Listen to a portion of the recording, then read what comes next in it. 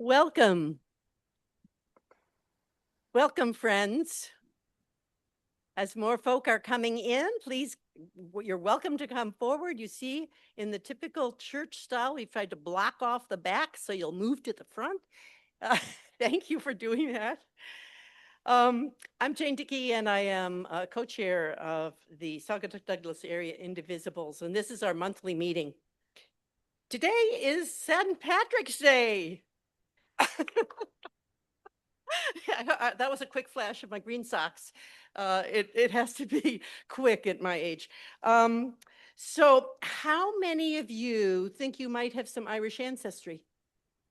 Oh, okay, pinch you, you're Irish, right?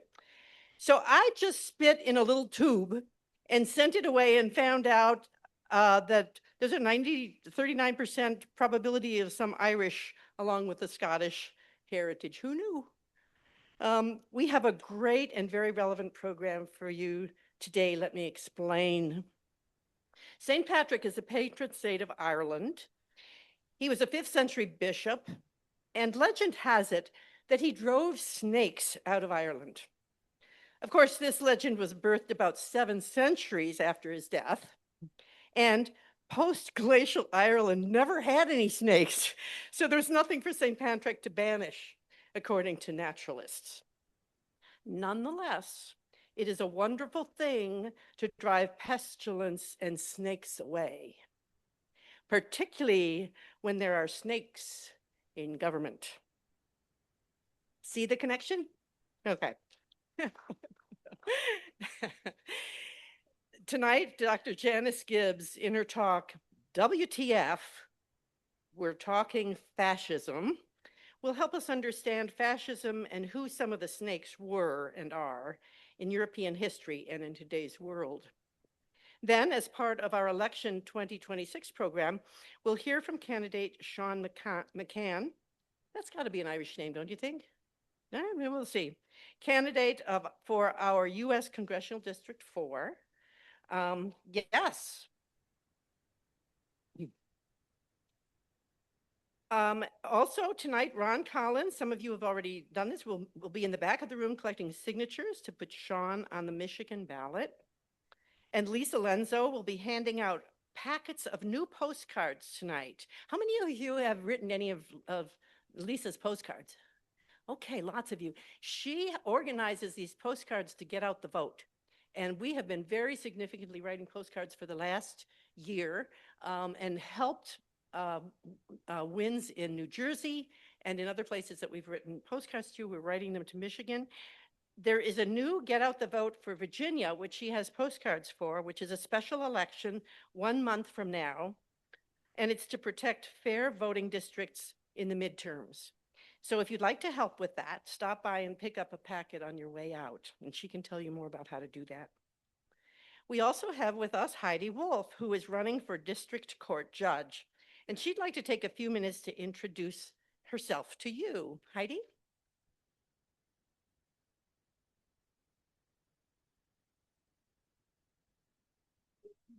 Thank you. I appreciate you allowing me the opportunity to speak with you this evening.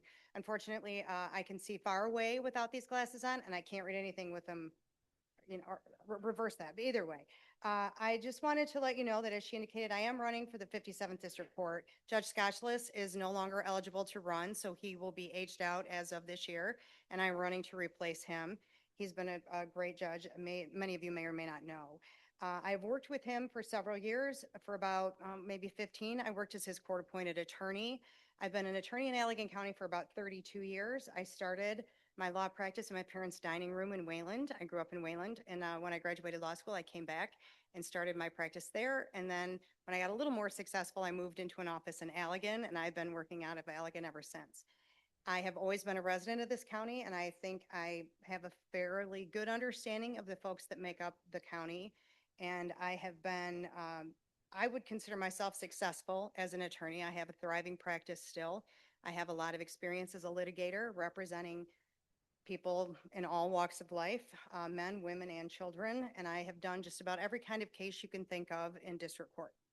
And as I was looking online to familiarize myself with what you all do here, it struck me that really the reasoning behind why I decided to turn from being an attorney into looking towards being a judge is because I found myself in a position where I could no longer just represent people in cases. I felt like I had to take my experience and move towards putting it in a role where I felt I could do something better or work for the people in my county in a position where I could utilize my skills and my experience more to their advantage. And by that, I mean, I would like to make myself available as a judge to ensure that people who come into a courtroom are guaranteed all of their rights under a constitution. Anybody that's found within the borders of the United States have protections under the Constitution, both of the United States and the Michigan Constitution, and that needs to be preserved and protected.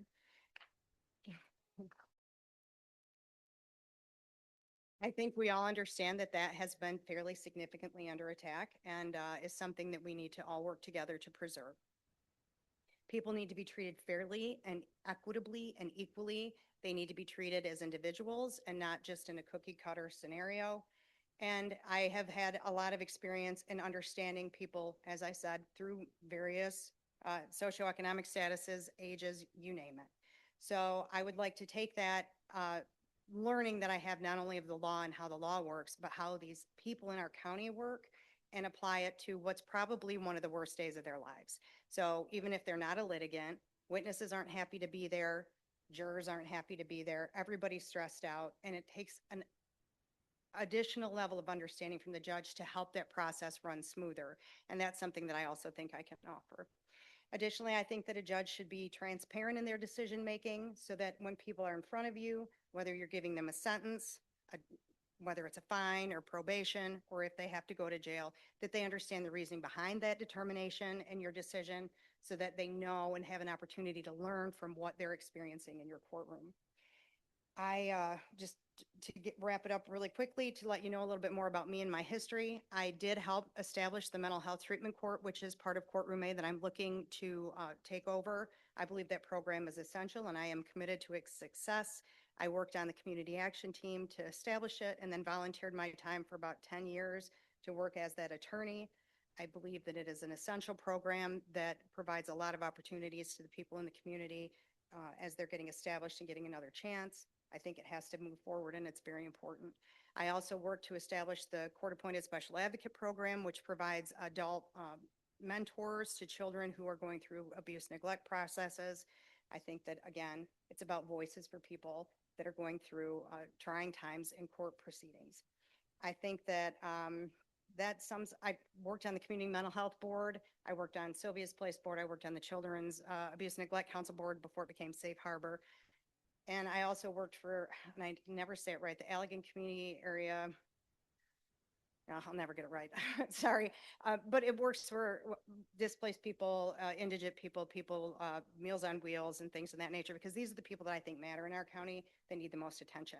So that's a little bit about me. If you would like to know more, I will be in the back. I am also trying to get on the ballot still. I'm collecting signatures and I appreciate your time this evening and letting me talk to you. Thank you.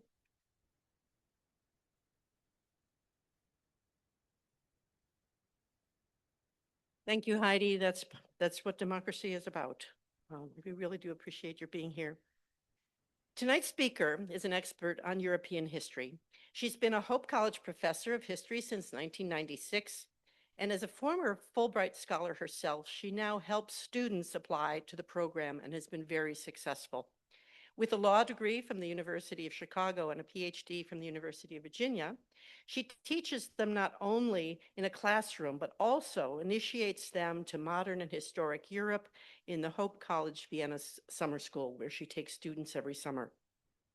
In addition to European history, her teaching areas include the modern and Middle East, the problem of genocide in the modern world, and the history of civil liberties in wartime. How appropriate to be hearing her tonight. She says that when she's not teaching, planning classes or deciphering 16th century German handwriting, she enjoys politics and political satire, reading, especially speculative fiction, going to the theater, traveling, and thinking that she really ought to be working out. I identify with that. In addition to all of that, we share a love of somewhat neurotic cats and figure skating.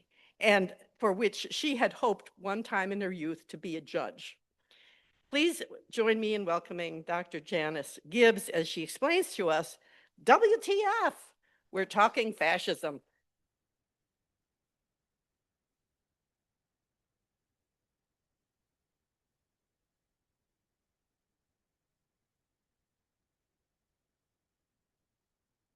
Thank you, Jane, and thank you all of you for coming out. Thank you to the Indivisible group for the invitation tonight. It's always a pleasure to speak to engaged folks, even if the topic is a little depressing. I'm used to that. If you listen to Jane give my teaching roster, you know I talk about depressing stuff on a fairly regular basis. So we're going to talk tonight about fascism. And I thought I would start out by talking about the root of the word. Next slide, please. Whoop, back one. That's it. That's a fasces. It comes from ancient Rome. It symbolized the penal power of the government. It was carried by assistants to judges. It was made up of a bundle of sticks bound together by leather thongs. And outside the city of Rome, it had an axe head attached to it. When it was within the city of Rome, the axe head was removed as a symbol of the right of the people to appeal the decisions of the courts, which I thought was pretty cool. If the axe head was not removed in the city, it was a symbol of dictatorship. So the fasces has been around for a good long time, and even in the United States, we used to use it. Next slide, please. There we go. That's the well of the House of Representatives. Look to the right and the left of the flag. That is a fasces. It's the new chamber of the House of Representatives, opened in 1857. It's the bronze figures on the wall to the right and the left of the flag. They symbolize in that context both civic authority, the authority of the House, and the idea that the individual states are stronger when they're bound together in the Union. And so they're still there. In the United States Congress, the fasces. It's not the only place in Washington you can see a fasces. No, I didn't say fascist. You can see them also on the Lincoln Memorial. Next slide, please. There he is. It's a little bit hard to see. Look at the arms of the chair holding up Lincoln's hands. They're fasces. When I was a kid, I thought they were bookshelves, but they're not.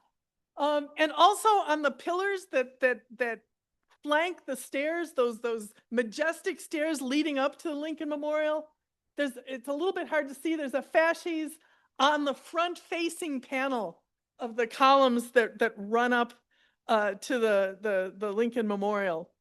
The fasces on the side of Lincoln's chair and the base of the stairs are even more American symbolic. There are 13 rods in those particular fasces for the original colonies. And they also are symbolic of Lincoln's role as the preserver of the Union, stronger together than apart. Not finished yet. Next slide, please. It's a dime. We don't use that dime anymore. It was called the Mercury dime, and it was minted from 1916 to 1945. 1945, the fasces acquired a PR problem, and we stopped putting them on the back of the dime. But if you have your coin collector and you have an old dime from before 45, you can turn it to the tails side and you'll see a fasces. So we used to use it before it got politically unfashionable, and I'm not by any means suggesting that we should bring it back. Where you're probably most used to hearing about fasces is in Italy, right? Italy, during the interwar period between World War I, World War II, and then, of course, during the Second World War. Next slide, please. You might associate the fasces with Mussolini. And certainly Mussolini popularized the idea of fascism, but he was not the only fascist in that period. talk about him for a few minutes. He came up in Italy really as a socialist, right? A lefty. But during the course of World War I, he became convinced that the defeat of France by Germany would be a disaster. Socialists generally were opposed to the war. They thought that the common interest of the workers across nations should prevent war. They were sorely disappointed by World War I. And Mussolini flipped his politics to be a supporter of the war and advocate military intervention. He rejected his socialist past and began to advocate new ideas. And one of the new ideas that he advocated was basically a strong central government, a dictatorship, as a way to combat disorder. And you can see him here in the picture leading the March on Rome in 1922. And I've got a little bit bigger picture of that on the next slide. It's just another Mussolini picture. This is the March on Rome. It was a march that was designed to oppose a strike, a general strike by workers. And Mussolini thought that was full of disorder. And he ended up putting such pressure on the government that the king, Victor Emmanuel, appointed him prime minister, and he went from there to take over the Italian government. So we think of Mussolini as your sort of proto-fascist, but he certainly wasn't the only one in Europe in the 20s and the 30s. This isn't really a 20s and 30s history class, and so I'm not going to give you a huge list of 20s and 30s fascists. You're welcome. And but they were around, right? They were in Spain during the Spanish Civil War. They were in Croatia. They were in France. They were in Britain. And next slide, please. They were in the United States. There was an American fascist movement in the interwar period. The Silver Legion, led by a guy named William Pelly. If anybody has read Rachel Maddow's book Prequel, she's got a very long discussion of fascism in the interwar period and in the 30s. These guys were really pretty upfront supporter of the Nazis. They were anti-Semitic. They envisioned themselves as a Gentile American militia. They modeled themselves self-consciously on Hitler's brown shirts, and they really were kind of sort of epically appalling and not unpopular. They registered something like 20,000 members in the 30s. I have copies of my slides up here, so I can stop turning around to look at what I've got. I'm going to go to my copy. Like many of the fascists in the 20s and the 30s, like Hitler also, they were a little bit focused on the occult. They thought there was hidden knowledge, arcane knowledge of the universe.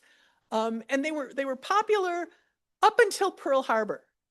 Pearl Harbor changed their popularity, and they pretty much disbanded after Pearl Harbor. Pelly, the guy who was in charge of them, didn't give up his anti-American government, anti-Jewish rhetoric. He accused FDR of working for a great Jewish conspiracy. He was not the only one who did that. That was a fairly common criticism of Roosevelt.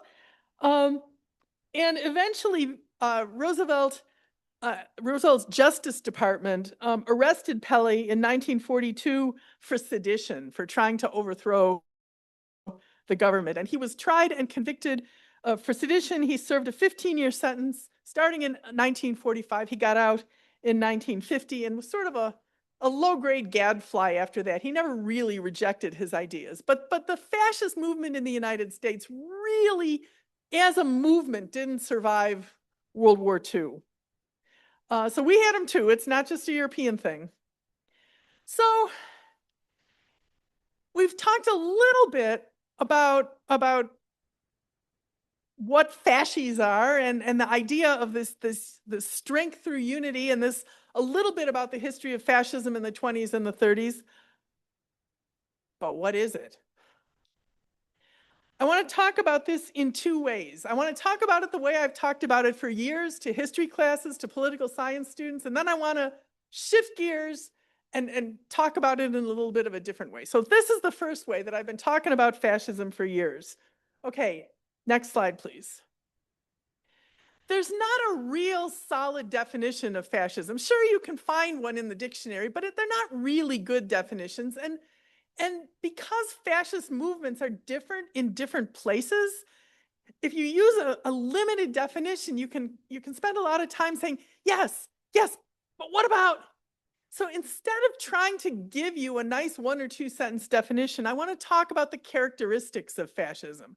And you don't find them all in every fascist movement, but you find groups of them in the various fascist movements. And maybe the first one is a strong emphasis on the nation or the people, usually defined by blood, ethnicity, religion, some combination of those things, right?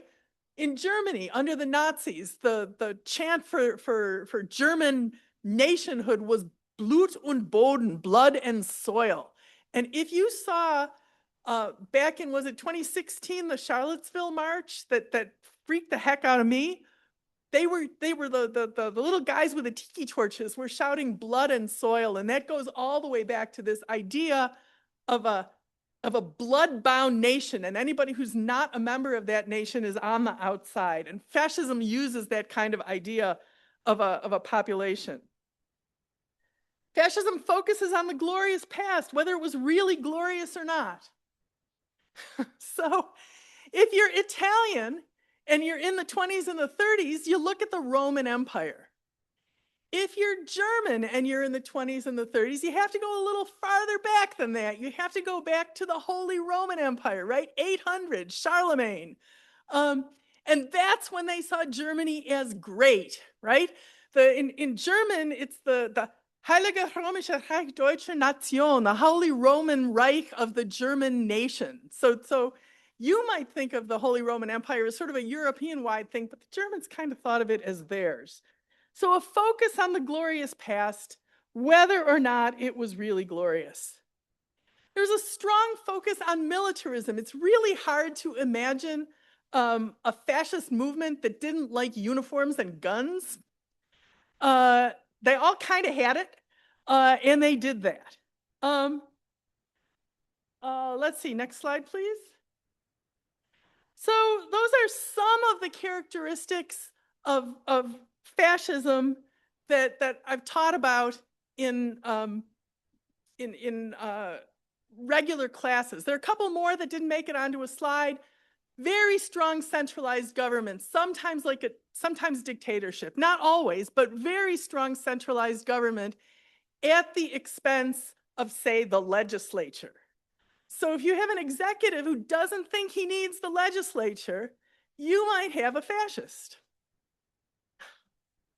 Not that I'm thinking of anything in particular.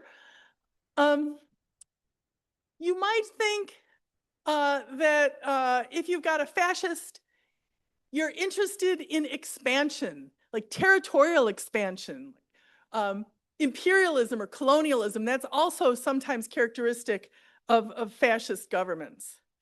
But another characteristic of fascist governments, the recognition of corporate groups as political actors. So when we talk about liberal democracy, we think about liberal democracy as focused on the right of the individual, one person, one vote, right? But why shouldn't groups like associations of manufacturers, why shouldn't they have political power? Why shouldn't corporations have a voice in politics? Why shouldn't labor unions have a voice in politics? So the idea of corporate participation in politics is a common function of fascist governments. A focus on the interests of the state as the main thing, right? The state is the most important thing. And that contrasts it, for example, with something like communism, which says it's all about class, right? Marx wrote that the entire history is the history of class struggle. And liberal democracies are focused on the rights of the individual, but fascists are focused on the right of the state. And that generally trumps concern about individual rights. So, for example, if you were a fascist, you might not care about the Bill of Rights in the American Constitution because those aren't what you're really interested in. You're interested in the interest of the state because, of course, the state protects everybody. And individuals, doesn't matter so much. This can also result in suppression of political opposition. Right? Those are other things that you get when you have fascist governments. Yeah? So that's my general list of things about fascism. But when I was getting ready for this, I did some reading about fascism, and I was very much taken by an article by the philosopher Umberto Eco. Some of you might recognize his name. Way back in the day, in the 80s, he wrote a novel called The Name of the Rose. He works in semiotics, the philosophy of symbols and signs and meanings. And he wrote an article in 1995. Keep that date in mind because I'm going to talk about this article and you're going to be freaked that he wrote it in 1995. He wrote an article called Ur-Fascism. And Ur meaning essential or basic or the bottom line. And excuse me, quotation on the slide, fascism became an all-purpose term because one can eliminate from a fascist regime one or more features and it will still be recognizable as fascist. Take away imperialism from fascism and you still have Franco and Salazar. Take away colonialism and you still have the Balkan fascism of the Ustaches. Add to the Italian fascism a radical anti-capitalism, which never much fascinated Mussolini, and you have Ezra Pound. So Eco recognizes the variety in fascism. There are different ways of focusing on it, and it can still be recognizably fascism. And he named 14 features of fascism. And he said that whenever you have even one, you have the possibility of a fascist movement coalescing around it. Now, I'm not sure about the only one thing. I think maybe you need more than one. Otherwise, you start to think everything's fascism and the word loses its meaning. But wait till you hear the list. Next slide, please.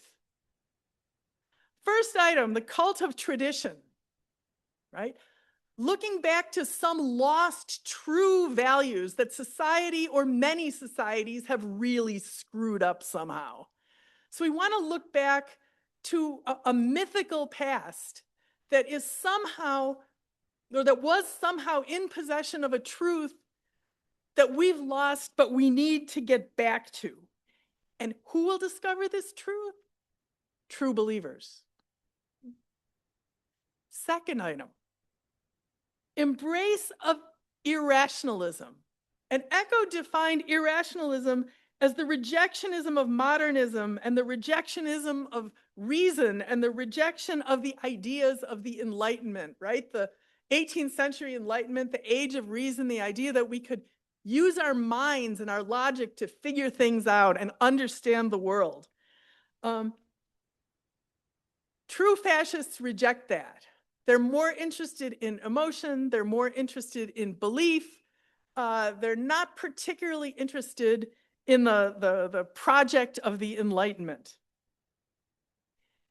Third thing, belief in action for action's sake. And I have to say, this one rang all my bells in the last 3 weeks. Belief in action for action's sake, quoting Eco, action being beautiful in itself, it must be taken before or without any previous reflection. Thinking is a form of emasculation. 1995. And this belief in action manifests itself as a distrust and disdain for intellectuals. And as a member of a college community in the United States, let me tell you that I am daily faced with evidence of the disdain for the intellectual project, for the project of education, for the project of universities, it is real depressing if you do what I do for a living. Okay, next slide, please. This one also rang bells. Yeah, was it yesterday, day before? The view that disagreement is treason.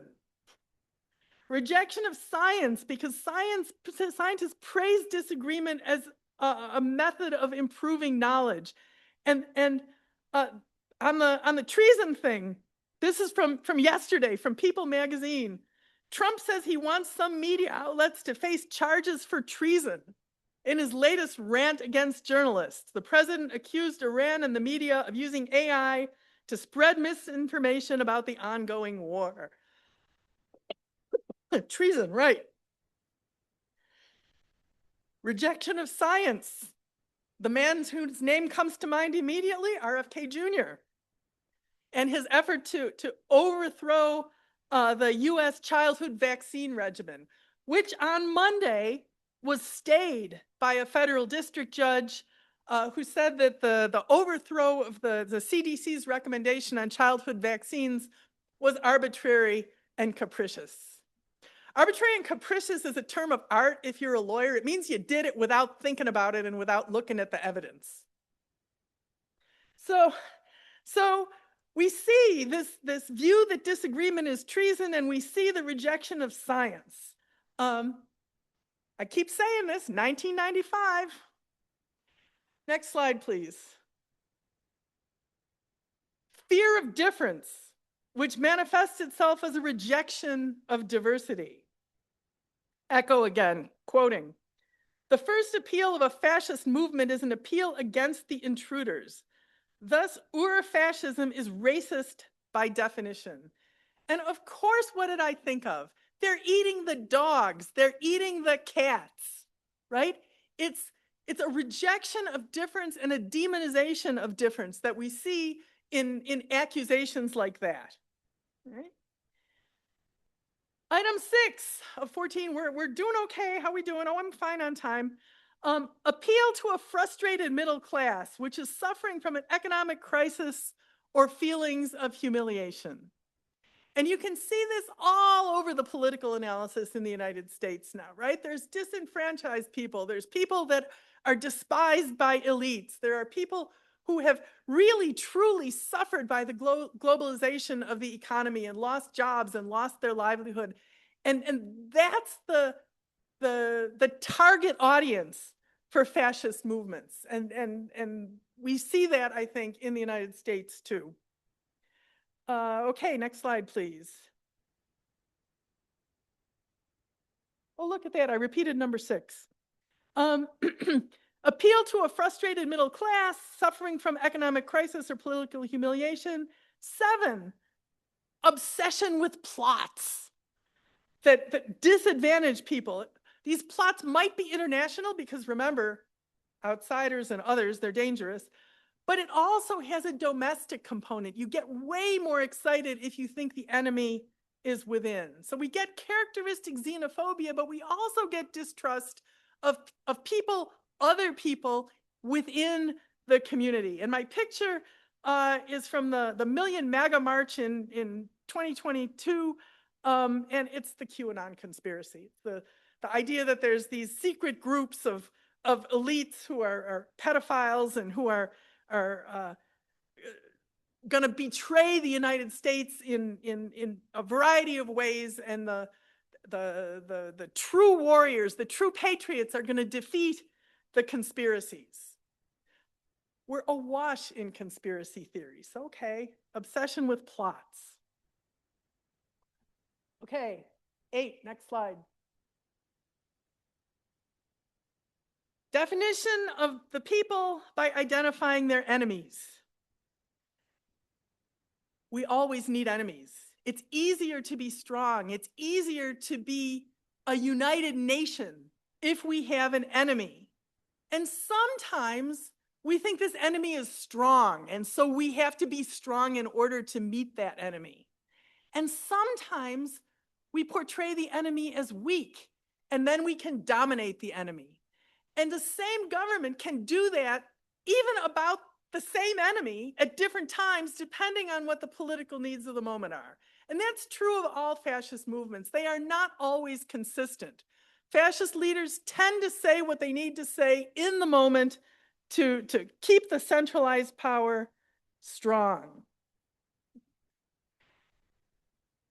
I really do apologize for all these wordy slides. I just couldn't think of what pictures would illustrate this stuff. So they're wordy, and I apologize.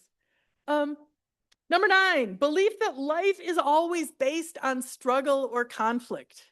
Keeps that fight or flight reflex always on the alert. And it means that there's a great disdain for people who argue in favor of peace.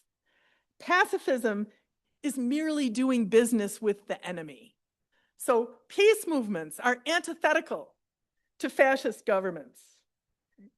And this belief that life is always based on struggle can manifest itself as a willingness or eagerness to go to war and an emphasis on the importance of military force. It's hard to think of a peaceful fascist movement. They're almost always involved in wars somewhere. Number 10, a focus on elitism and a contempt for the weak.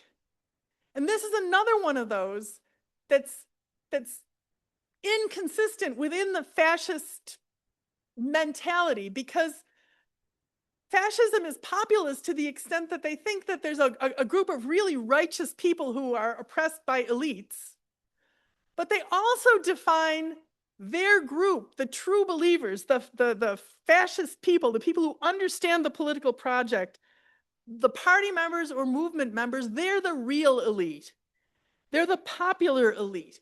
And they should therefore have the right to rule.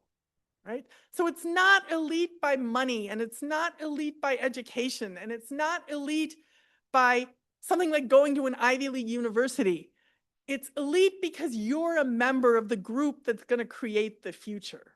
So it's a weird kind of populist elitism, right? Getting there. Next slide, please. Glorification of heroic death. Everybody's a potential hero, and death is the ultimate heroic act. That makes it easier to send young people to die in wars, because they'll be heroes. It's not unrelated to number 12, the emphasis on machismo and an accompanying disdain for women. And it's not just women. It's a disdain for everybody who's not an absolutely straight macho man. And this can manifest itself as disdain for people who are within the GLBTQ plus community. And in 1995, I have to say, Umberto Eco did not use that terminology. He talked about homosexuals. I don't like to use that term. I would rather use the current term. But what he meant was anybody who was sexually different from heterosexual men. And so the disdain for women, for GLBTQ plus people, is a characteristic of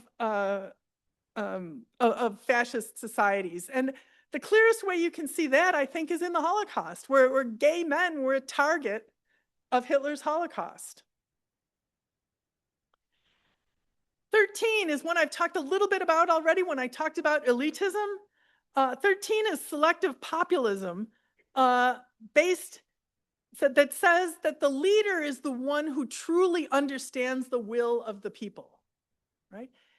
Protesters, you can ignore them because the leader knows what the people really want. The protesters are just agitators, or maybe paid, because the leader knows what the will of the people really is.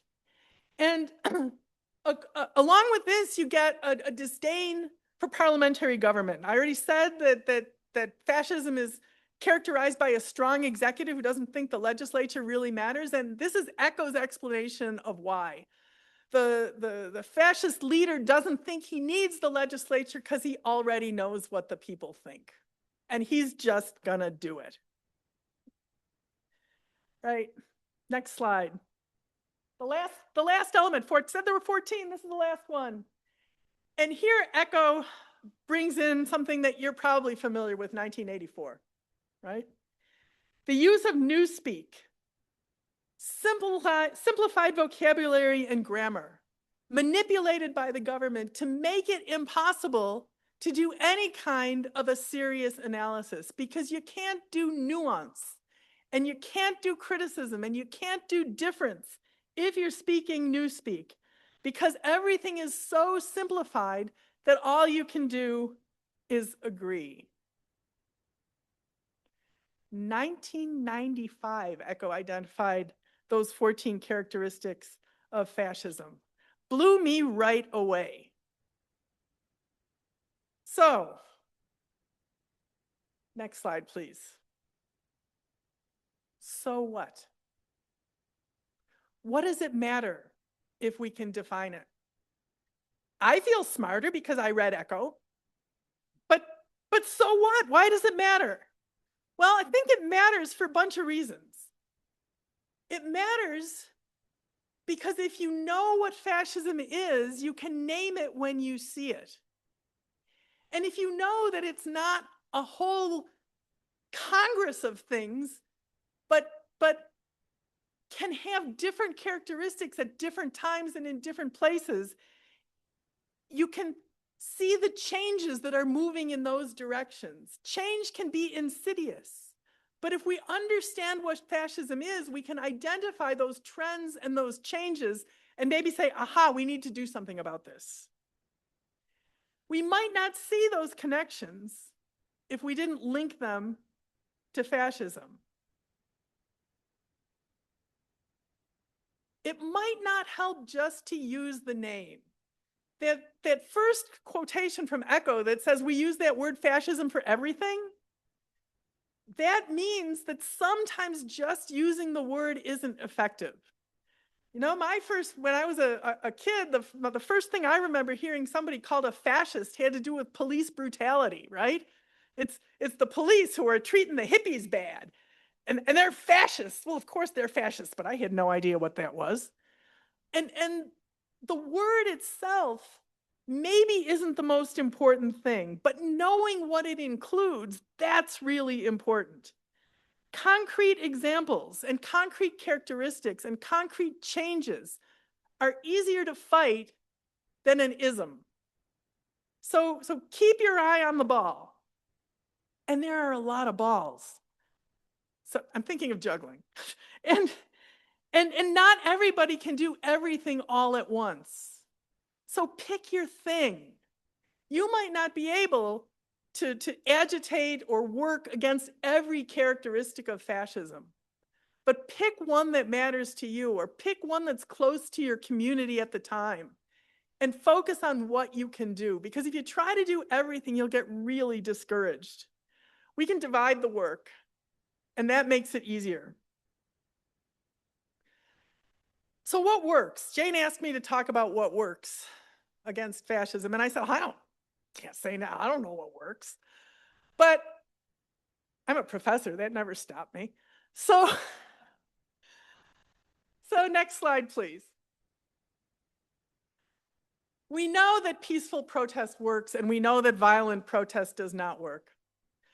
Pictures the Reichstag fire, the fire that destroyed the parliament building in Germany, 1933, and gave Hitler the excuse to declare a state of emergency and abrogate the Weimar Constitution and grab all the power for himself. We don't want to provoke an action that brings a military or governmental crackdown. And that's why what we saw in Minneapolis was so impressive. The people in Minneapolis absolutely refused to be goaded, and it worked. So we know that. Okay? Peaceful protest works, and violent protest sometimes can give the fascists exactly what they're looking for. Next slide, please.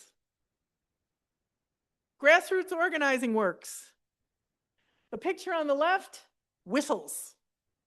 Chicago taught us that if you get a plastic whistle and you whistle it when ICE is in your neighborhood, you will alert your neighbors. And if they need to, they can get off the street. So grassroots organizing works. Stores in Chicago gave away whistles to people who came into their stores, and people bought into that. So grassroots organizing absolutely works. And the anti-ICE protests in Minneapolis, I already mentioned those, that also works. Peaceful protest organized at the grassroots level works. Next slide, please. Slow them down.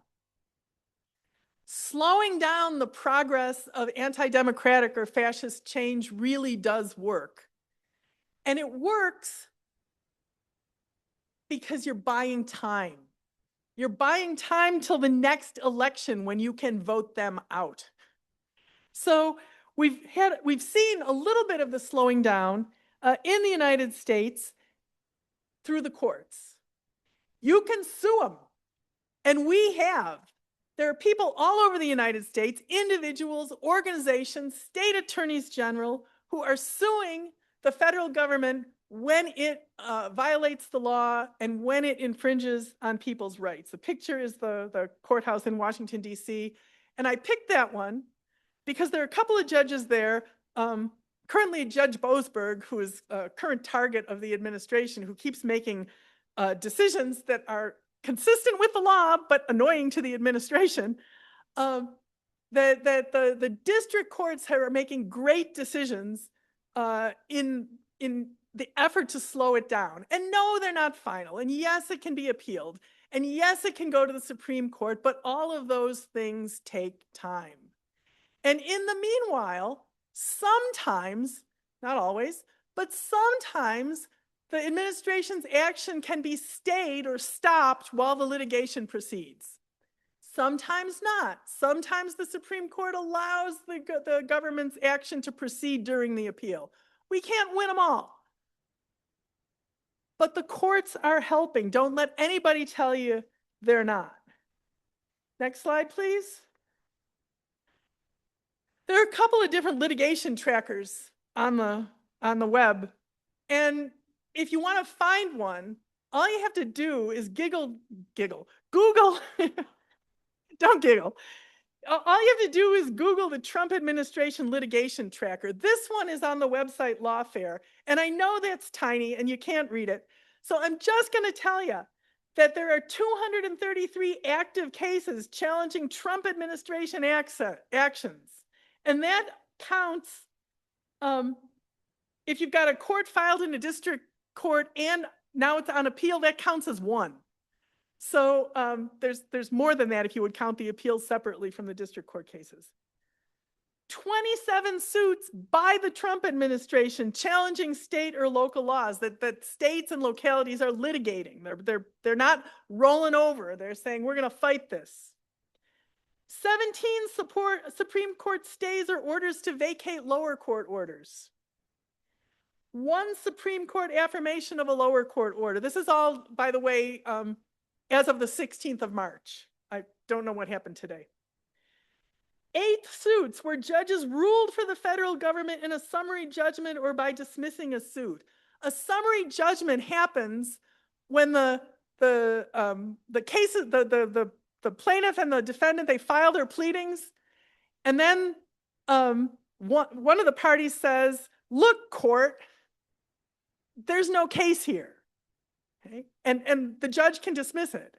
That can also happen after trial. The case can go to trial, and before it goes to a verdict, there can be a motion for summary judgment where one of the parties says, look, judge, they haven't met the burden of proof.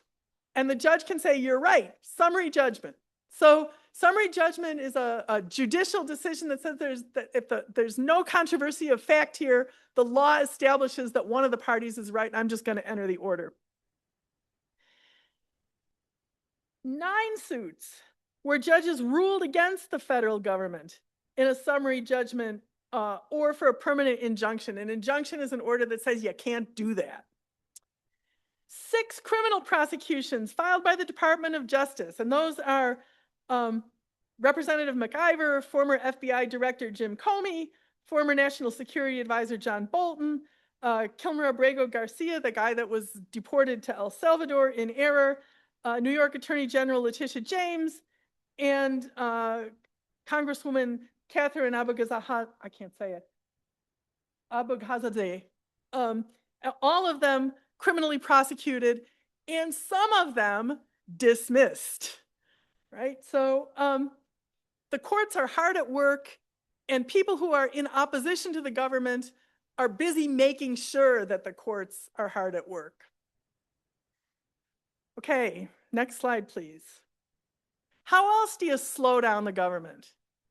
Well, there's always the Senate, which is not speedy under the best of conditions, but they also have the filibuster, right? And the filibuster is a device used by the minority party in the Senate to make the majority get 60 votes to end debate. They just keep debating until somebody files a motion for cloture, which is stopping debate, and that takes 60 votes. If you could stop the debate, you could pass whatever bill it was with a simple majority, but you need a supermajority to stop the debate. So the filibuster is a way to do that. And right now, Senate Democrats are currently threatening to filibuster the SAVE Act, the voter suppression act that says you have to provide proof of citizenship, not just identification, but proof of citizenship to vote. And has all kinds of egregious stuff like making sure your name on your voter ID matches your birth certificate, which of course for married women probably isn't going to happen. So you want to slow them down, and you can do that legislatively through the filibuster. What else works? Next slide. The point of slowing it down is to make it to the next election, and you need to work for candidates who support your views and make sure the fascists don't get reelected. Next slide. Coalition building works. And this you see most clearly in Poland. In Poland, the Law and Justice Party, the right-wing party, was trying to dismantle the courts in Poland and make sure that all the power was concentrated in the executive and say that the courts couldn't review actions of the executive. And the right-wing Law and Justice Party had looked very popular until all the opposition parties said, let's stop fighting each other and let's just fight them.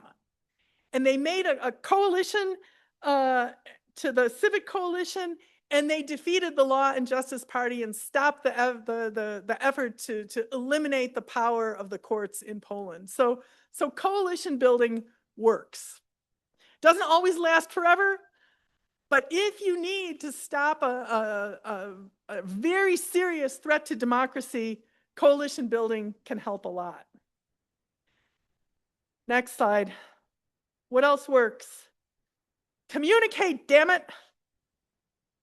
Communicate with your representatives. They have to win elections, and so they have to listen to you. I don't know about you, I use the 5 Calls app. It's an easy way to communicate with your senators, your representatives, your state senators and representatives. And it'll also give you a little briefing about what the issues are. If you're not sure what you should be arguing for, you can just go look there for a summation of what some of the current problems are. We don't always know what Congress is about to vote on. And 5 Calls is a good way to figure that out, what we should be talking about at any given moment. And finally, last slide, you work. Grassroots organizing, local education, keeping issues alive and in the public eye. The things that you're doing here as Indivisible, that works. And you can also support national issue organizations, and you can choose your own. I like the ACLU because they sue people. And they do it all the time, and they do it with great success. But if you have something that you have an issue that you want to support, find the national organization that's doing that. Because like the fascies, we're stronger together than apart. Thank you very much.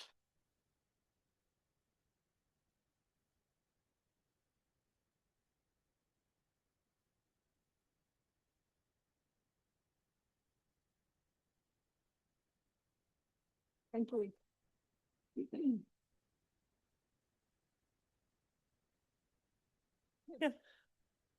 Yeah. I think we have about 3 minutes for questions. And good. You could, we love you, Janice. So is there a quick question that somebody might have?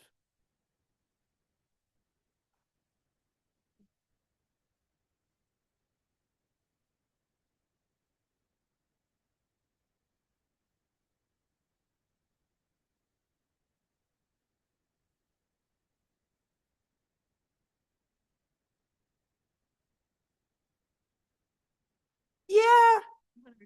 The question is, do fascists use religion or religious tropes to give their ideas legitimacy? That's possible. Yeah, sometimes they do. Sometimes it's religion.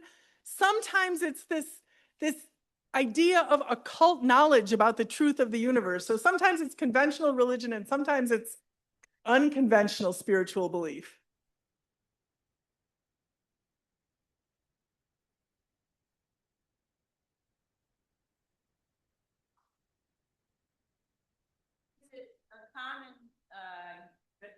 Way to, okay.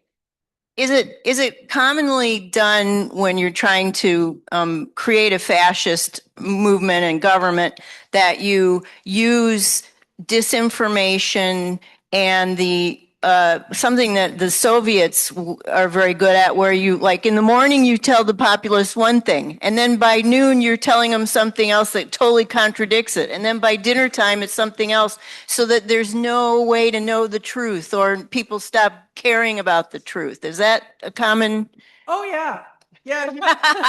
You see that all the time. I mean, and the theorists of, especially of authoritarianism, not necessarily fascism, but authoritarianism, say, you tell enough lies, nobody can tell what the truth is, and then people start to think that there is no truth, and that's valuable for the accretion of power at the center too. It makes you doubt what is. Last question. Hi. When I think of fascism, I think of Tom Hartman back in the 90s talking about the different blocks, and they're very similar to the pillars of support, the 8 pillars, where fascism is where business, government, a unified one party, and all these, and religion's part of that, the church making a deal, the Lutherans making a deal with Hitler, the Catholics making a side deal with Hitler.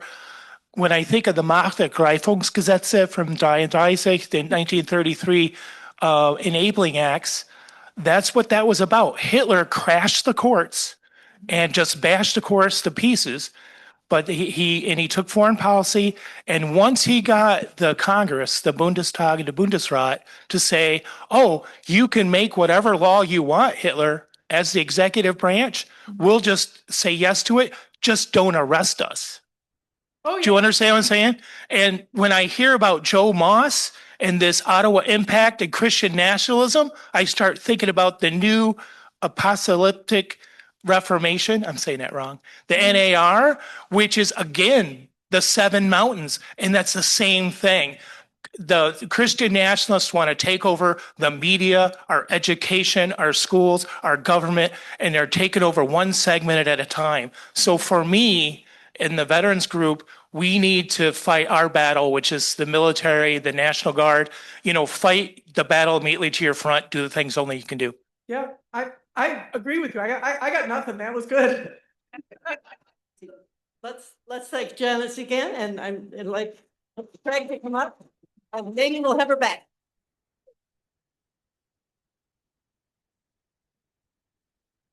Good evening again, everybody, and happy St. Patrick's Day. I'm happy to welcome and continue our candidate forums where we can learn about candidates and learn things that we can do to save our democracy. Sean McCann is here and he's going to be our speaker this evening. He's dedicated his career to making life better for people in his community and in Michigan. Born and raised in Michigan, Sean attended Western Michigan University, became a Kalamazoo City Commissioner and state representative, and now serves as state senator in Southwest Michigan.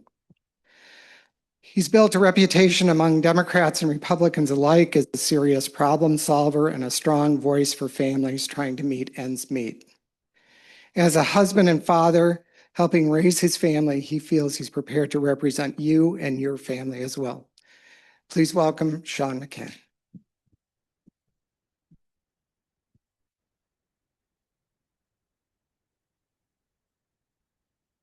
All right. Thank you so much, Craig. Good evening. Appreciate that invitation. That's really all I was going to say. So it was nice to meet you all. And hey, Kathy. Some of you have heard this a few times, so forgive me, but I'm really honored to be here with you tonight. And thank you all for being here and being so concerned and so engaged in our democracy and our country, especially at this extremely perilous time in our democracy. I am, as was said, a husband and a father and a state senator in Kalamazoo. I got Kalamaglued about 36 years ago when I went to Western Michigan University, and that experience turned on my desire to serve and help people and make a difference. And that's really never waned as I've been involved in my community and now my state and what I want to do and need to do for our country. 10-year Kalamazoo City Commissioner, 4-year state representative, and now in my my eighth and last year serving in the Michigan Senate. And all that time, as was mentioned, I have been about making life better for people, not pursuing divisive, extreme political agendas, just trying to help regular folks get ahead in this life, in this world. But unfortunately, that's not what your current Congressman, Bill Huizenga, and Donald Trump are doing. They're not making life better for regular Americans. They're just making it harder for regular people to get by in this world.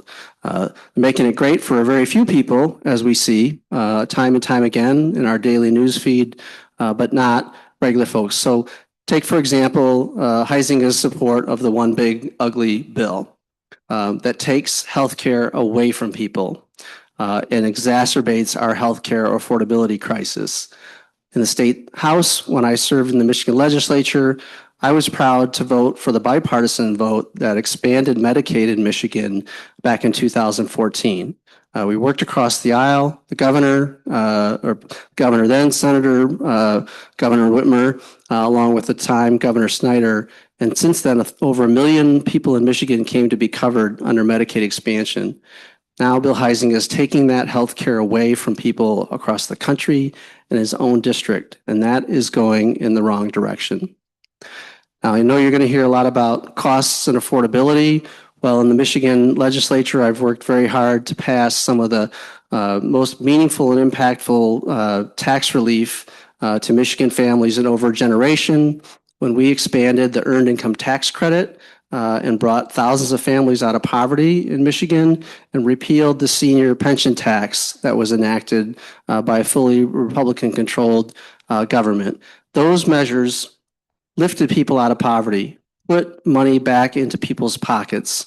And now Bill Huizenga, hand in hand with Donald Trump, celebrates and embraces the tariffs that are raising everyone's costs from groceries to hamburger to coffee, and have even been judged illegal by the Supreme Court. This is what's making life harder for everyday Americans and not for folks who are at the very top. The One Big Ugly Bill was about tax breaks for millionaires and billionaires who didn't need it. I'm hearing stories as I go across the district. My friend Timmy in Battle Creek, who had her healthcare premiums go up 200% because of the failure of Congress to renew the Affordable Care Act tax credits. And I've heard from my friend Lori in Kalamazoo when we held a listening session on the impact of Medicaid cuts, who was talking about having now to decide between medicine and food for her and her husband in our community. It's devastating. It's wrong. It's going in the wrong direction. I know that here we're not far from the J.H. Campbell coal plant in northern Ottawa County, which the Trump administration has forced to keep running. It was set to shut down, polluting coal, old coal burning plant, polluting our community, but also impacting and raising the utility costs of everyone here, as well as the whole Midwest state region that draws electricity from that plant. Who's silent on that? Who's silent on the threat to close the Gordie Howe Bridge in Detroit? Your congressman. And quite frankly, not even sure he really wanted to run for this seat again, but Donald Trump told him, no, you can't run for US Senate, so go figure something else out. So here we are in this contest. So when I get to Congress on your behalf, I'm going to keep working and doing the things that I've been doing my whole time in my whole life, trying to help regular folks get ahead, expand healthcare, not reduce it. I'm not going to be serving the Washington special interests. I'm going to be serving folks like you here in the community like I always have done. And I'm going to hold in-person town hall meetings.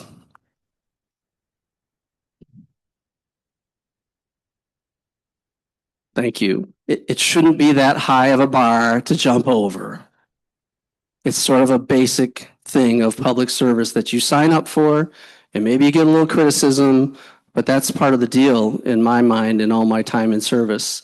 I hold coffee hours and community conversations now across my district. And we held one here as a listening session up in Holland a few weeks ago. We had 80 people turn out. Some of you folks in the room came out. Thank you so much. We're going to do one in each county in the 4th Congressional District so that folks get a chance to be heard and share their thoughts with me, and hopefully that I can represent them up in Washington, D.C. So let me kind of wind down with this, which is how I've come to be running for this seat. I was fortunate enough to serve in the Michigan House for 2 terms, 2 two-year terms, and decided at that time to seek an open state Senate seat, which was Kalamazoo County, a seat that had never been held by a Democrat before. And it turned out to be the most expensive and competitive state Senate race across Michigan that year. And 82,000 people voted in that election in 2014, and I lost by 61 votes. Really close and very difficult to know what to do next after that. But then comes 2016, and Donald Trump is elected to his first term, and Bill Huizenga is right there with him. And I knew I had to do something to make a change after that administration started running in its first term. So I decided to run for that state Senate seat again against a popular, moderate incumbent who had all the resources and support that they needed to hold that seat. But we moved it back to being the most competitive and expensive state Senate seat across Michigan again. And in 2018, I'm happy to say I won that seat by 12,000 votes. And that was about 100,000 votes. And 12,000 votes out of 100,000. I'm okay at math. I serve on the Appropriations Committee in the Senate. It's about 12 points. And that's the margin I think we can make up here in this 4th Congressional District. If we dig in and organize and knock doors and reach out to folks and build a campaign like the ones I've built in the past to bring about real change. I know that that is here in this room. I feel it when I went to the No Kings rally in Holland last fall and coming up next weekend. I see it. I know it's not going to be an easy race, but this is what I'm signed up for, and I'm willing to do it with all of you. So I really appreciate your interest. I'm amazed if you if I had seen groups like this when I was first involved in running early races for the Michigan legislature or the city commission, I would have been blown away. So I see it everywhere I go. I feel it everywhere I go. I thank you for your engagement, your interest, your power, and I hope to have the honor of having your vote and for representing you in the Michigan's 4th Congressional District this fall. Thank you.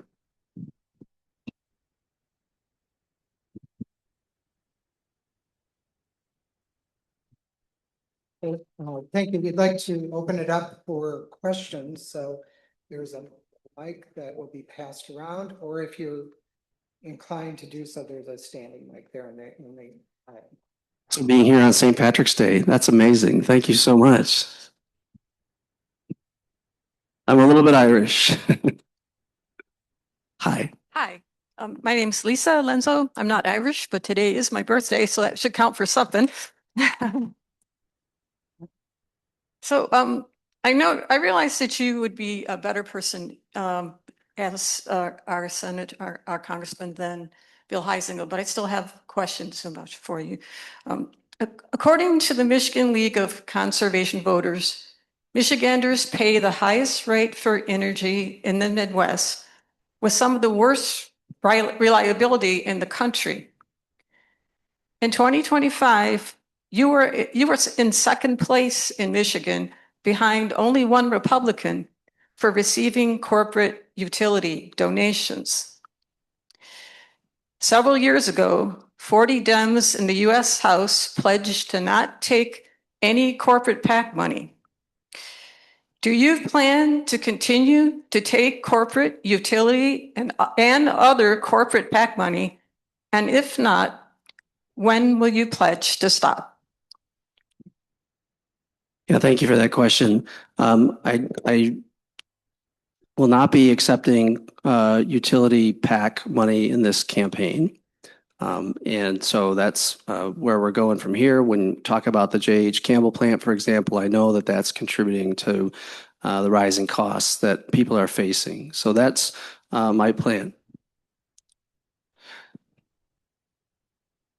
Yes, that is my plan from this point forward. So that's my plan. Thank you.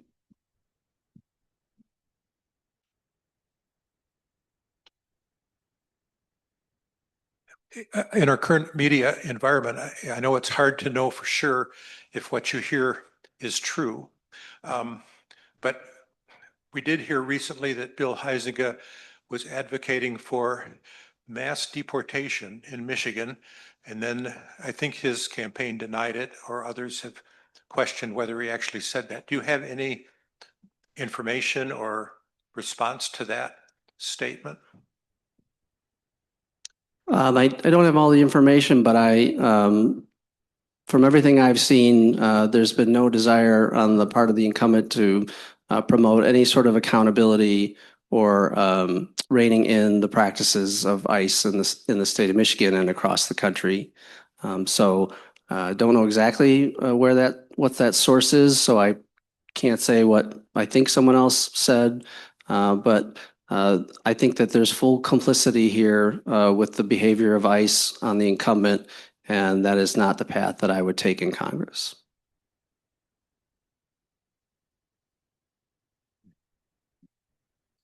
Thank you. My name is Ron Thompson, and my husband and I, of 30 years, celebrating this year, are concerned about the degradation of same-sex marriage rights in Michigan and throughout the U.S. What would you do to support those?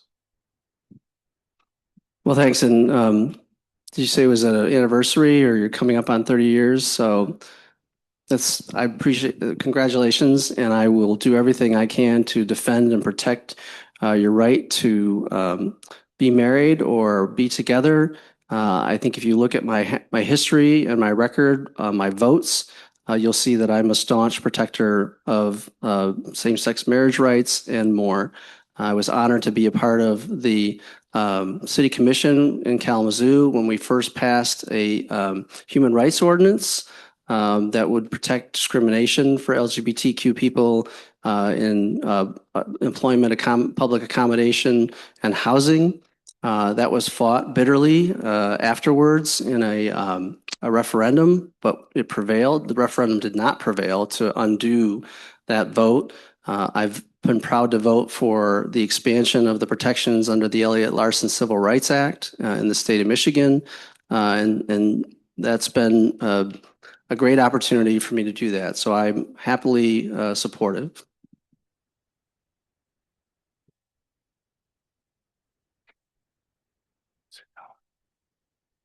Hi, Sean. Hi, Holly. You've been successful winning elections in Michigan. When you look at the past elections that you've won, what's kind of really helped work for you? I mean, obviously you need money, but in addition to that, what can we learn from your past campaigns to help you win this one? I think that, I never take anything for granted and I don't ever sort of stop working. But obviously I need help to build a campaign that reaches everyone and also be able to have a willingness to hear from people who maybe aren't all aligned in the same exact political values, but are willing to say that what they're seeing and experiencing nationally is too much for them to keep voting for. And so organizing, engaging everyone we possibly can. I'm not going to be able to personally reach over 400,000 voters at their doors. So I have to rely on help and people who are willing to step up and build the kind of people-powered movement that it's going to take to flip this seat. But as I mentioned before, I feel the energy. I would say that, I've noticed that a lot of people have done a lot of good work engaging with Congressman Huizenga, writing him emails, calling his office, protesting, and yeah, right, everyone. So, and I would just say that my premonition is that at some point we need to take that excellent energy and channel it into the ways that we can win this seat and engage everyday people into this election and have them believe that this actually can happen. Having a seat that's now been a campaign and a race that's now been named to the National Red to Blue list, one of 12 campaigns across the country that are viewed as flippable seats, is part of the process. And just having people believe and understand that, yes, in fact, this looks like a difficult seat to win, but it is possible, it is doable to happen here. And as we saw in 2022, Jocelyn Benson, Governor Whitmer won the 4th Congressional District in their races. That tells me that the numbers and the power is there to do it again in this fall.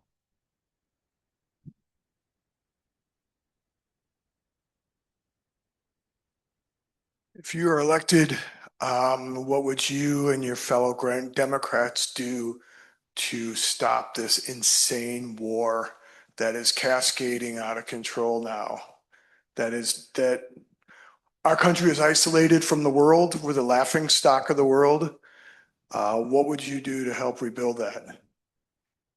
Well, I think congressional power has been completely abdicated to the president. And again, the incumbent congressman has no qualms about doing that. So, in Congress, if I'm winning this seat, the House is flipping. The House has the ability then to invoke War Powers Act, hold hearings, hold accountability on the war, the expenditures, and in all the other places that we're concerned and angry about the corruption and the misdeeds that are happening. So it doesn't necessarily, I don't know what happens to the Senate. I know that we still would have the president in office, presumably. So I would do everything I can in Congress to make sure that there's accountability on the actions of the executive.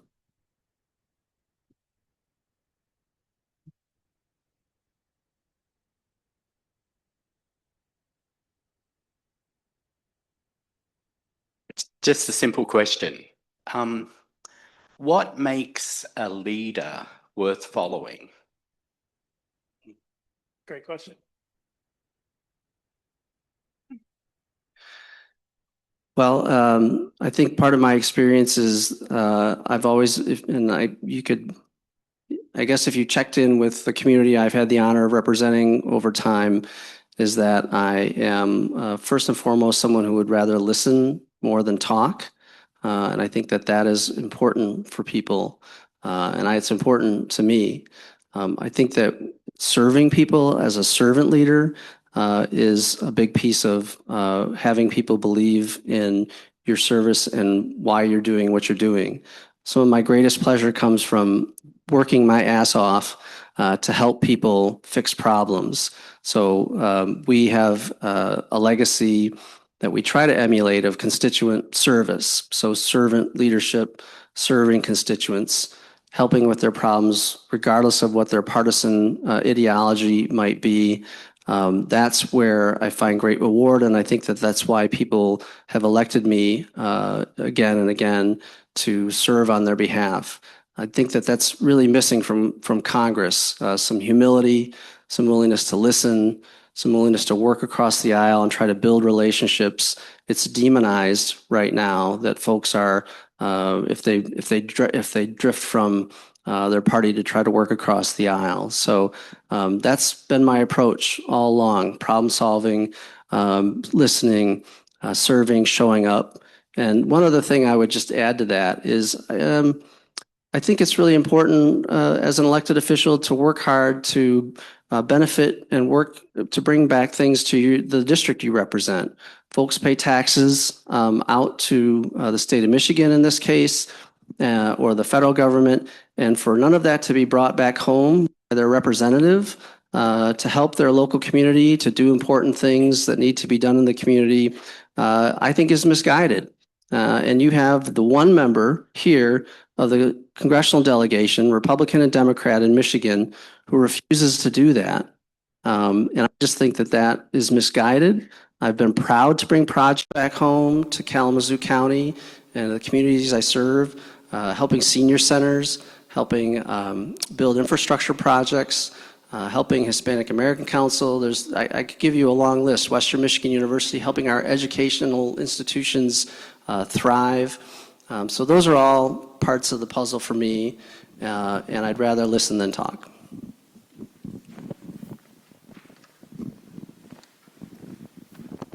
Yes, I was wondering what you and the Democrats propose and how to start taking these data centers and the billionaires to task and what they're doing to our communities across the state of Michigan.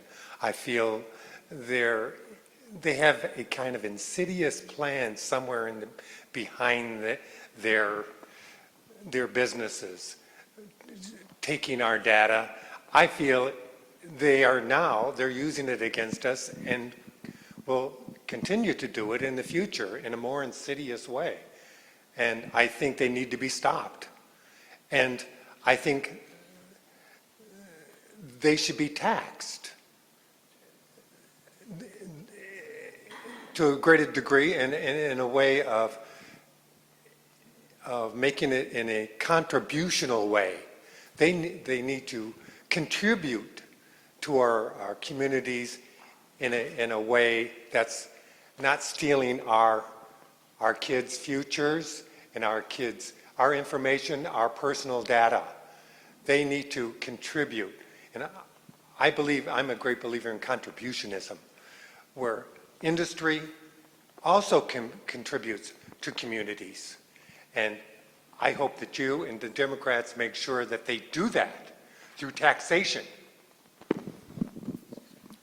Well, thank you very much. Yeah, the advent of data centers really isn't something that we had on our plates 2-3 years ago. So this is something I think everyone is trying to wrap their arms around and make sure that there are appropriate guardrails, appropriate guidelines, protections for communities, for water, for people, but also if there's appropriate development of jobs and tax base, that's done in a responsible way. That's really what I hear again and again, is that if these will be constructed, that they are, as you say, responsible community citizens, paying their fair share, not taking away natural resources, not causing everyone else's utility bills to rise. So those are protections that I think you're going to continue to see us working on in the Michigan legislature. I chair the Energy and Environment Committee, so we're looking very carefully at what kind of guardrails make sense in terms of that legislation. And we're going to continue to grapple with this issue, local communities as well, right? Some of these are local decisions, local zoning, local community involvement and engagement, township officials. So it's at different levels of where we want to govern from and make sure that those protections are there. And you get our last question. Well, good for me. I thought I probably should say something because I might have known Sean a little longer than the rest of you. I live here in Saugatuck, but excuse me, I don't know where my voice is going all of a sudden. Anyway, my late husband was a politician in Kalamazoo too, and his career followed the same route that Sean's has. He was first elected to the city commission in 1968, and he got into it after Bobby Kennedy was killed. And then Sean ran for and won Howard's state legislative seat in the state house. And in that case, this is the reason I wanted to speak to you about it, because in that case, they actually raised money locally. At the time, there was no such thing as a state house office, district office, where they could do constituent work. And so they raised money locally to fund it. And it was the only one, at the time, it was the only one that existed. And then Sean took that over and ran the same thing and ran it the same way. And I'm sure he has done the same. Howard never ran for the state senate. However, he did hold this congressional seat that Sean is running for now. I met Sean when he was in the state house, and he called me one time and wanted to go out to lunch. And I saw so many qualities and so much interest in constituent work in particular and other things that were really dear to Howard's heart. And that's why I adopted him back in 2010, and I'm still here. No, we follow Howard Wolpe's legacy of constituent service, and it's deeply ingrained in us in the Kalamazoo community. We tell the story often, hopefully correctly, that he kind of got the idea from travels to Chicago and how aldermen there served their local constituents, had a local office available. And you're absolutely right. From Howard on through many people who have served in that role, it's part of that deep desire to serve and be available to constituents. The location of it, near the bus station, near a place where people could walk in. So even now, we didn't have cell phones then, didn't have Zoom meetings, right? But the presence of it physically there, available to the whole community, extraordinarily important. And we hold that up along with Carl Levin and Debbie Stabenow's level of constituent service, again, with no regard for what someone's got, a D or an I or an R after their name. And I can just tell you, I'll wrap up with this, which is COVID blew the roof off of unemployment insurance claims. And my staff and I spent many, many months just making sure that people didn't fall through the cracks and that they got the benefits that they were entitled to through Michigan's Unemployment Insurance Agency. And it's some of the work I'm most proud of that's sort of flown below the radar screen. But every now and then we'll run into a union guy or someone who worked at a store, and they said, your office helped me when I was in a very bad place on unemployment insurance. And in my mind, that goes all the way back to Howard's inspiration for me. So thank you so much. Thank you for having me here this evening. I'm really honored. Look forward to engaging with you many times in the months to come. Thank you so much. Thank you, Sean. We really appreciate your being here, especially on this St. Patrick's Day. We began tonight with St. Patrick's driving the snakes out of Ireland, allegedly. We learned about the essential need to be vigilant and recognize the pestilence of fascism. We thought seriously about how educating ourselves about elections, candidates, and voting can change the direction of history. We're grateful to people like Janis, who study history and explain to us so that we may not repeat the mistakes. And we're grateful for people like Sean McCann, who put themselves out there with ideas and hopes for the direction we might take. One-handed turning pages here. There we go.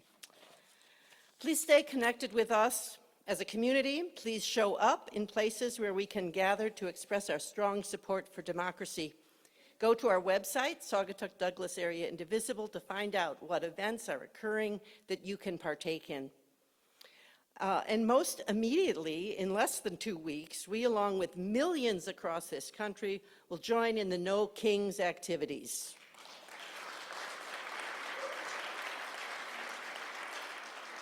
On Saturday, March 28th, you have multiple possibilities. At noon, there are protests both in Holland at Centennial Park and here in Saugatuck Douglas on the bridge. And if the bridge seems a bit risky to you, you can stand just to the south of it. And then please come to hear speakers and music and the joy of being in community, standing for democracy at 2 p.m. at Coghlan Park, right here. We have a wonderful program for you of, as I mentioned, music and speakers. We will need 3 volunteers for the safety committee, and Flip is back there waving at you all. If you just can crank around there, then wave again. There he is, okay? If you could help us with safety, we have a yellow vest for you. So please do check in with him. We also have a poster making session that's going to happen on the 24th at 2 p.m. at the Farmhouse Deli. So we have artist Dawn Stafford going to be there to help us get our juices going to make these great posters. We also have an opportunity to participate and support Todos Benvenidos, which is our, I'm sorry if I slaughtered that, our rapid response, working with the people at the margins. There's a benefit concert coming up. It's going to be in Saugatuck on May 12th, and it's Cassie Blanton, who apparently is quite amazing. And if any of you would like to be sponsors, to help us be sponsors of this fundraiser, please see, who are we seeing in the back there? Somebody's, okay, there she is, Pam. You're going to see Pam. Wave again, Pam. There she is. She also could sell you a T-shirt. She has great abilities in many ways. So, now permit me to send you out with a blessing attributed to St. Patrick, words that were on his shield to protect him. His were more specifically Christocentric. I'm making them more universal. Love with you, love before you, love behind you, love in you, love beneath you. Love on your right, love on your left, love when you lie down, love when you sit down, love when you arise, love in the heart of every person who thinks of you, love in the mouth of every person who speaks to you, love in every eye that sees you, love in every ear that hears you. Love with you and all of us tonight, and in the days ahead, we need it. And now we're going to go sign petitions, buy a T-shirt, consider wearing this yellow thing, consider donating to our work, and pick up a green cupcake on your way out.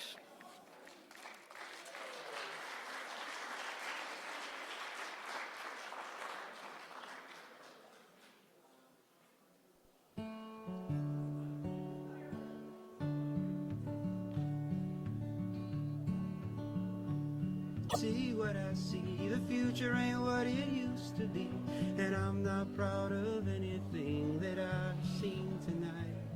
So tell me about that flag you wave, and what your bumper stickers say, and how you parse apart your faith, who's seated on the right.